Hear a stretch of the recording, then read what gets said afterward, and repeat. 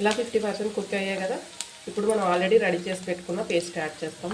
వెల్లుల్లి కారం ఉంటే మొత్తం పేస్ట్ ఇందులో యాడ్ చేస్తాం కదా. బాగా నెయ్యిలో కొంచెం ఫ్రై చేసుకోవాలి. మొత్తం బాగా మిక్స్ చేసుకున్నాం.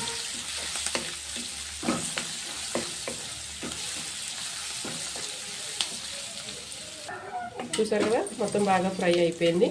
ఇప్పుడు ఇందులో నేను ఆల్రెడీ రైస్ ఉడికించి పెట్టుకున్నాను. ఈ రైస్ని యాడ్ చేస్తున్నాను.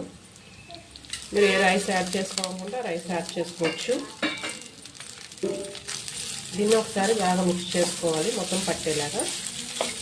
ఒక 2 మినిట్స్. చూసారు కదా, బాగా ఫ్రై అయ్యింది కదా. ఇంకా స్టవ్ ఆఫ్ చేసేసుకుందాం. మనం దీన్ని సర్వింగ్ ప్లేట్లో తీసేసుకుందాం. చాలా అంటే చాలా బాగుంటుంది. చూసారు కదా, మన వెల్లుల్లి కారం రెడీ అయిపోయింది.